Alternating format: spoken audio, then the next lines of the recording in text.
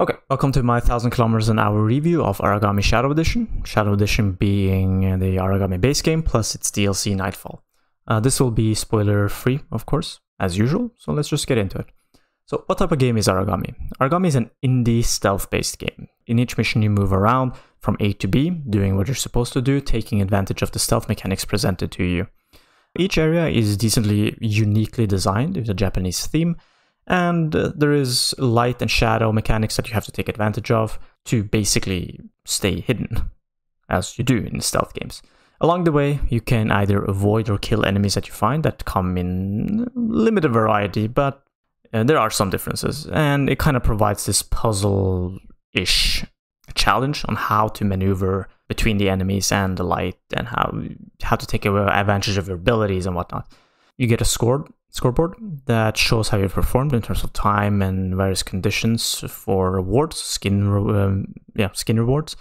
Also, how many collectibles you found, the collectibles being what you need to level up your abilities. And also, there's a short story attached to all of this, so you're not just blindly doing it. There is a reason for it. So, what does Aragami do well? To begin with, there is a high degree of nostalgic feel to the game. The game, in my opinion, reminds me of the late GameCube era games with cel shading and Japanese themes, and a lot of other tropes that you will see regarding the story and some of the characters. I won't spoil anything. So, in terms of nostalgia, it's pretty fun, actually.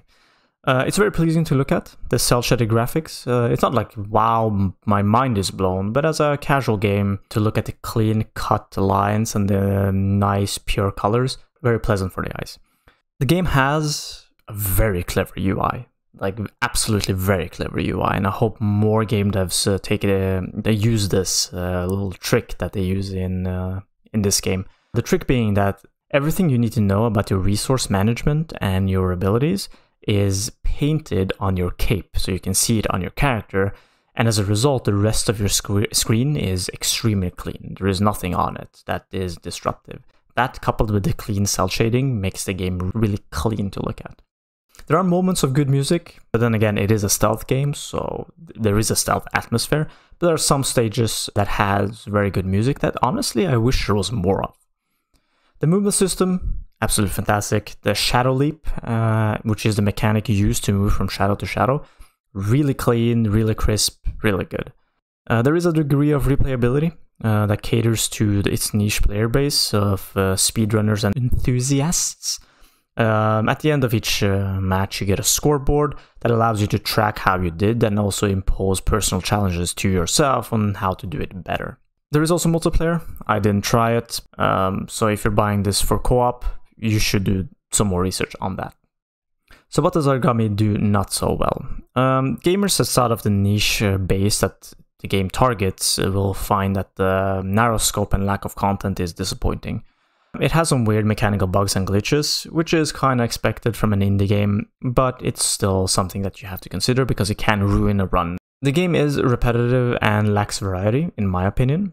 And for some that is okay, but for me it was very repetitive. It does the same thing from start to finish. There are some fun new elements introduced along the way, but for the most part, it is basically what it is from start to finish. Challenge level isn't that high. You really have to push yourself to the limit by imposing your own challenges to make it really challenging, which for some is fine, for others it's a little bit boring.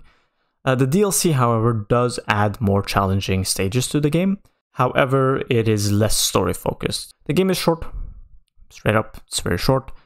There has been reports of performance issues. I personally didn't have any, so you should check into the specs and also do some research to see what other people have said about the performance of the game. And also the price. Now, for some people, the price isn't very high, but for others, it's actually quite a bit. There is a mismatch between the amount of content that you get and the price. And again, some people might look at the price and go, well, that's not too much. But considering it's very easy to get AAA games on sales these days, and if you compare the content between a AAA game on sale versus a full-price Aragami, you see a huge difference. And this is actually important to take into consideration before you decide to buy the game. If you want rich content, you're probably not going to find it here. So overall, I think the game caters very well to nostalgic enthusiasts of this style of game, the sneaky gameplay lovers. Also someone who likes to challenge themselves with speedruns because there is a score mechanic to help you keep track of that. Others that don't fall into that group of gamers might find that at full price, that is, the content that you get is just too little. And that's completely understandable. It could be that the game is accurately priced based on its production costs, but it's important to remember that the indie market right now is filled with games that are rich in content. Like, you have to give it an honest comparison, and the price is too high for what you get, in my opinion. That being said though, Aragami is by no means a bad game. It's very pretty to look at. It has an engaging stealth mechanic and an engaging movement mechanic, and the story has its moments, but it kind of stops there for me personally. It doesn't go beyond there in terms of intriguing me. It's worth taking note, however, that Aragami has a very good foundation, and it's worth keeping an eye out for Aragami 2 and any subsequent sequels that comes out, because in my opinion, there's a lot of potential for strong improvements in future Aragami games. The things that are lacking here is something that the game devs can easily fix with just more time to explore new mechanics and how to pump more content into the game. Again, the foundation of the game is pretty solid.